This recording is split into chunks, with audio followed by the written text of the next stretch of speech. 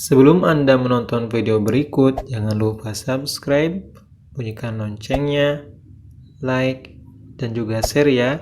Dengan begitu, berarti Anda sudah berkontribusi dalam berdakwah.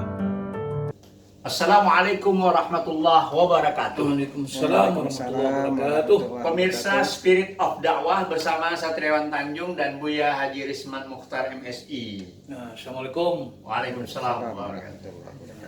Buya, ini persoalan ibadah. Ini ibadah ini yang ada di dalam kepala banyak orang gitu ya. Nah, ini adalah ibadah itu ya menyembah Allah. Nah, ini kalau ya pergi sholat, pakai sarung, pakai peci, bajunya bersih, nah itu ibadah. Tapi apakah semua ibadah yang diucapkan pakai baca bismillah gitu ya? Itu kan termasuk ibadah juga ya? Apakah ibadah itu hanya ke masjid, Ke masjid, haji, puasa, ya nganter orang atau apa ibadah nggak? Kemudian Jualan. kalau kita ngurusin usaha kita, dagang kita, Ibadah nggak? ibadah enggak? Gitu. Ya. Itu memang perlu dijelaskan. Ada yang berdagang, nah, itu ibadah apa enggak dia? Ya kan? Dia ke sawah, itu pekerjaan hari-hari, apa masuk kategori ibadah apa tidak? Ini masih bagaimana nih Bea sebetulnya Bea? Kapan jadi ibadah atau tidak atau gimana Bea? Ya, apa itu ibadah ya? Ya, apa itu ibadah? Ya. Oke, barangkali pertanyaannya mendasar Penjelasan nih Bea. karena ketika kita tidak memahami ibadah dalam pengertian yang benar, Iya. ya barangkali kita merasa ibadah itu hanya urusan tertentu, Nah, dan pada bagian lain kita merasa tidak beribadah. enggak beribadah. Iya ini. Padahal kalau kita kembali kepada firman Allah SWT dalam surah Az-Zariyat itu Iya. ayat 56, Allah menyatakan bahwa wa ma khalaqtul jinna wal insa illa liya'budun. Illa liya'budun. Aku tidak jadikan jin dan manusia itu kecuali beribadah. Beribadah. Jadi beribadah itu semua ya. Semua apa yang kita lakukan itu ibadah. Karena Allah mengatakan wa ma khalaqtul jinna wal insa illa. Jadi ada huruf nafi yang kemudian diingat istisna, itu membedakan bagi ihsan, tahsir. Artinya aku tidak menjadikan manusia dan jin kecuali untuk beribadah. Artinya apa? Tujuan Allah SWT, maksud Allah SWT untuk menjadikan manusia dan jin itu hanya untuk beribadah, bukan untuk yang lain. Jadi itu adalah penjelasan Allah SWT. Sehingga di dalam Al-Quran surah Al-Baqarah ayat 21 itu Allah menjelaskan perintah pertama di dalam Al-Quran yang turun Nabi itu adalah yang seruannya kepada manusia. Ya ayyuhan nas, kan itu. Ya ayyuhan nas u'budu rabbakumul ladzi khalaqakumul ladzina min qablikum la'allakum tattaqun. Hai segala manusia, u'budu, beribadahlah kamu. Karena memang Allah tujuannya menciptakan manusia itu beribadah. Maka Allah perintah melalui Nabi Muhammad SAW dalam Al-Quran dalam surah Al-Baqarah ayat 1 itu menyuruh semua manusia, hai sekali manusia, u'budu, beribadahlah. Ya, beribadahlah, sembahlah olehmu Rabbakum, Rabb kamu yang menjadikan kamu, waladzi min qablikum, dan orang-orang yang sebelum kamu, la'allakum tattaqun, agar kamu menjadi orang yang bertakwa. Jadi ini Pak, jadi ini perlu kita pahami dulu bahwa Allah menciptakan manusia dan jin itu hanya untuk beribadah. Dan suruhan Allah SWT Al-Quran kepada manusia itu adalah untuk beribadah, kepada Allah SWT. Kenapa apa? Karena memang Allah yang menciptakannya. Tidak itu saja, Allah alladzi ja'alul arda firasyan wa samaa binaa wa anzala minas samaa'i ma'an fa akhraja bihi minats thamarati rizqan lakum fala taj'alu lillahi andadan wa antum ta'lamun. Jadi Allah katakan karena Allah itulah yang menjadikan ya bumi untuk kamu ya sebagai hamparan, wa samaa binaa, dan langit sebagai atap bangunan. Kemudian mungkin Allah yang menurunkan dari langit itu minas samaa'i ma'an, dari air, wazal min sama, dan kemudian fakhraja bihi, dan kemudian Allah keluarkan dari apa itu dari dengan disebabkan air itu, air yang turun itu apa? Samarat, buah-buahan. Dengan adanya air maka terjadi kehidupan, tumbuhan. rizqan lakum, semua itu Allah jadikan untuk rezeki bagi kamu.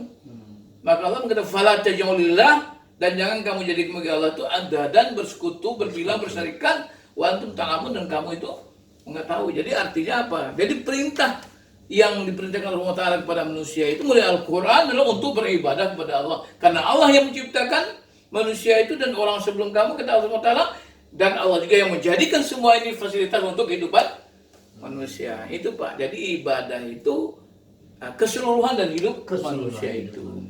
Sehingga dalam memaknai ibadah, apa yang dikatakan ibadah itu adalah di dalam putusan tarjih juga ini kita menggunakan salah satu daripada referensi ibadah itu, disebutkan al-ibadatu hiya taqarrub ilallah. Jadi ibadah itu ialah at-taqarrub, yaitu usaha atau proses manusia mendekatkan diri kepada Allah Taala. At-taqarrubu, jadi dari qaraba yuqarribu taqarruban, taqarruban itu mendekatkan diri kepada Allah. Dari qarib itu dekat ya. Jadi mendekatkan diri kepada Allah Taala dengan apa? Bimtithali awamirih, dengan melaksanakan segala perintahnya, wajnabi nawahi, dan menjauhi segala larangannya, kemudian wa'amila kulla ma dzannahu syari', dan mengerjakan segala yang diizinkan Allah. Jadi 3 hal saja strateginya Pak. Tujuannya taqarrub Allah, ibadah itu yaitu mendekati kepada Allah Taala. Dalam kajian-kajian selanjutnya kita sudah memahami bahwa mendekati kepada Allah Taala itu adalah untuk mendapatkan mardatillah, untuk mencari kepada Allah Taala. Jadi segala sesuatu yang tujuannya adalah untuk mendekati kepada Allah Taala, mencari Allah Taala, dan dengan cara melakukan segala perintahnya, menjauhi larangannya, dan mengerjakan apa saja yang diizinkan Allah, maka itu semua adalah ibadah kepada Allah Taala. Ini Pak. Jadi ibadah itu tidak hanya sholat, tidak hanya zakat, tidak hanya puasa, apa saja yang kita kerjakan di dunia ini, termasuk ke sawah, ke pasar, mencari nafkah, kemudian kita menjadi pegawai negeri, mengajar, tukang ojek, dan apa sajalah. Pokoknya semua apa yang kita lakukan yang tujuannya taqarrub Allah,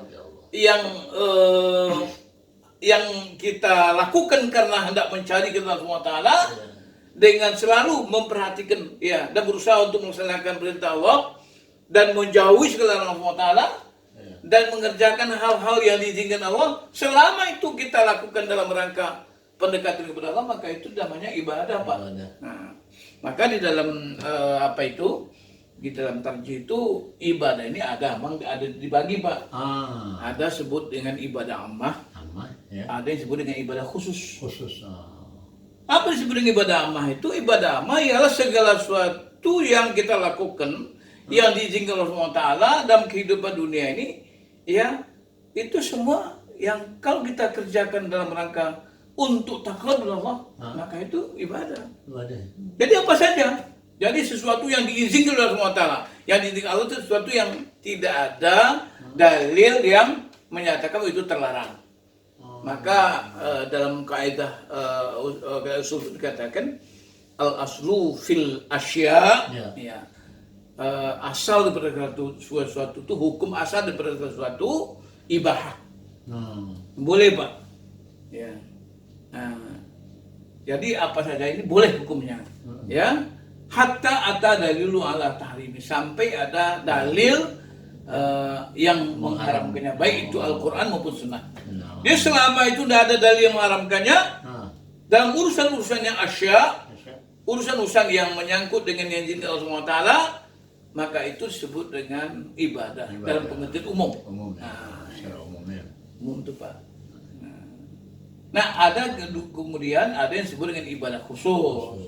Jadi ibadah khusus itu apa? Ibadah khusus itu ialah ibadah yang hayatnya, kondisi-kondisinya, segala sesuatu tentang keadaan-keadaannya itu bagaimananya, tertentu ya. Kemudian juz'iyat, bagian-bagiannya, ruku-rukunya segala macamnya, kemudian kaifiyat, cara-caranya itu muta'ayyanah, ditentukan atau maksusah, dikhususkan. Ada aturan-aturan yang jelas, yang terperinci. Iya. Yang tidak bisa itu dilakukan sembarangan. Ya. Nah, makanya saya sering menyampaikan bahwa hukum pokok yang berlaku dalam soal ibadah khusus ini adalah al-aslu fi ibadah at-tauqif wal ittiba. Hukum pokok di ibadah itu at-tawakuf, artinya kita diam, kita tidak melakukan sesuatu kecuali ada perintah. Ada perintah. Nah, artinya menunggu perintah.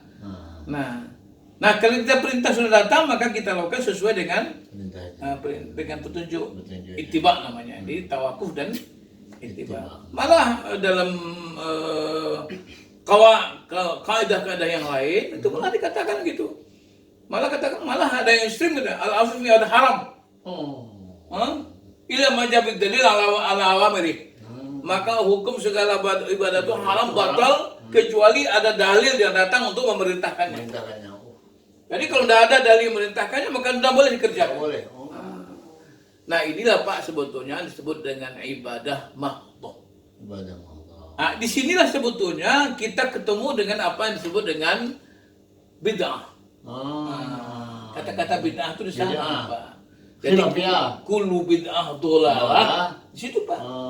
Setiap bid'ah itu artinya yang dikatakan bid'ah itu adalah ibadah khassah muta'ayyanah yang ketentuannya, aturan-aturannya, kaifiatnya dan hayat dan juz'iannya itu ditentukan, kemudian kita buat berbeda. Atau kita buat aturan-aturan baru, ya disebut dengan pemudatsat, itu sesuatu yang baru yang tidak ada datang dari Allah Rasulnya, yang kita mau kita klaim sebagai ibadah, maka itu bid'ah, Pak. Itu yang disebut kullu bid'ah dhalalah, setiap bid'ah itu dhalalah, sesat. Kenapa?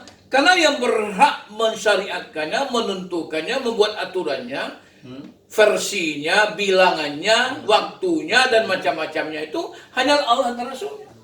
Jadi kita tidak bisa, Pak, buat misalnya baca sekian ribu kali, 100.000 kali, dapat ini, itu tidak bisa. Yang menyatakan itu haruslah Allah dan Rasul. Nah, di situ yang dikatakan apa itu? Itu yang oleh Muslim dikatakan man amila amalan falaysa minhu alaihi faradun. Jadi siapa yang mengerjakan satu pekerjaan ibadah mahdhah tadi yang tidak menurut aturan syariat Allah Taala, yang tidak dicontohkan Rasulullah SAW, maka mardud, ditolak. Itu, Pak. Jadi itu yang disebut dengan ibadah mahdhah itu. Itu yang disebut dengan bid'ah, dan dalam hal ibadah mahdhah inilah kita tidak boleh berkreasi. Jadi ibadah dengan bid'ah itu kan kadang dekat-dekat, sama-sama huruf sama tuh, Pak. Sama-sama ain badal. Bid'ah juga itu badal ain. Jadi kadang-kadang orang nyampur aja ini. Iya. Ibadah dengan bid'ah dekat-dekat itu. Iya. Malah apa itu? Hampir sama, bukan sama hurufnya. Hurufnya sama. Itu juga hurufnya. Itu juga hurufnya, 3 juga hurufnya. Nah, maka yang boleh bid'ah itu pada dalam soal ini, yang Allah itu kan Allah itu badi'us samawati. Badi'us samawati, menciptakan lagi. Apa yang disebut dengan bid'ah itu? Bid'ah itu melakukan sesuatu tanpa contoh. Nggak ada contohnya. Nah, kalau nggak ada contohnya itu yang bid'ah. Dalam ibadah mahdhah, kalau nggak ada contohnya maka itu masuk bid'ah. Jadi, tapi dalam soal yang menyangkut dengan urusan dunia, urusan muamalah, urusan asya, itu tidak ada apa. Yang bid'ahnya tidak ada. Tidak ada bid'ahnya. Artinya kita buat dulu di masa Rasulullah tidak ada pesawat, tidak ada mobil, tidak ada handphone, tidak ada macam-macam. Masjid juga tidak seperti masjid di orang sekarang. Cuman di patok-patok aja, kemudian dibuat yang sederhana saja. Tidak ada speaker, tidak ada segala macam. Sekarang sudah pakai speaker. Jadi seperti sholat tuh, yang ibadahnya mana? Sholatnya. Speakernya apa? Speaker bukan bagian dari ibadah. Alat itu. Alat untuk mendukung ibadah. Ya itu, Pak. Jadi sebetulnya, jadi oleh karena itu memang kalau kita, kenapa itu semua ada? Ini ada semua. Kenapa kita misalnya bikin pesawat segala macam? Nah itu juga termasuk ibadah, bagian ibadah juga dalam pengertian apa? Misalnya dalam kaidah dikatakan al-amru bisyai' amrun wa wasailih. Perintah dengan suatu, perintah dengan jalan-jalan. Bagaimana kita naik haji kalau tidak ada pesawat? Dulu nggak ada kan? Tidak ada. Bagaimana kita mau misalnya mau berwudu kalau tidak ada misalnya Keran. tidak ada air, tidak ada sumur macam-macam. Bagaimana kita mau misalnya nutup aurat kalau tidak ada kain? Iya, iya. Maka usaha-usaha yang kemudian menyempurnakan, ya, yang semuanya untuk menyempurnakan ibadah itu, maka dia merupakan hal yang harus dan wajib juga kita lakukan. Nah inilah Islam. Ibadah Islam itu artinya memberikan motivasi, mendorong, ya segala suatu urusan yang menyangkut dengan urusan muamalah yang lain-lain seperti itu, karena itu berkaitan nanti dengan urusan ibadah dalam rangka kesempurnaan ibadah kepada Allah Subhanahu wa Ta'ala. Jadi ini yang penting Pak. Jadi ada ibadah itu yang ibadah ammah, ada yang ibadah khassah. Jadi ibadah ammah itu menyangkut dengan segala urusan dunia, sepanjang tujuannya itu adalah untuk melaksanakan, untuk mencapai kepada Allah Subhanahu wa Ta'ala. Dan begitu itu diizinkan oleh Allah Ta'ala, maka itu termasuk ibadah. Dan itu ya hukum pokoknya itu aja. Pokoknya ya semuanya boleh kalau tidak ada larangan. Dalam soal yang menyangkut dengan ibadah Allah, semuanya terlarang kecuali ada contoh, ada perintah dan dilaksanakan menurut contoh yang ada. Ini Pak, ini yang barangkali mungkin perlu difahami oleh masyarakat kita, supaya apa? Supaya nanti jangan ada bercampur antara ibadah dan bid'ah dan urusan-urusan yang menyangkut dengan dunia. Dalam soal-soal dunia silakan kita berkreasi, melakukan inovasi dan macam-macam. Tapi dalam soal ibadah Allah tidak boleh ada kreasi. Supaya sholat kita ini semakin hati kita semakin dekat pada Allah, khusyuk, bagusnya kita sholat dengan bahasa Indonesia saja. Ini contohnya nggak ada. Nggak boleh, itu bid'ah. Walaupun tujuannya bagus, tapi contohnya nggak ada, maka itu termasuk bid'ah dan itu sesat. Itu aja Pak. Terima kasih. Pemirsa Spirit of Dakwah, sangat jelas sekali bahwa kita ke dunia ini, semua yang di dunia ini bisa menjadi ibadah yang ammah. Ya, ini mesti kita mengerti, dan juga ada ibadah yang khusus. Nasrun minallah wa fathun qarib. Assalamualaikum warahmatullahi wabarakatuh.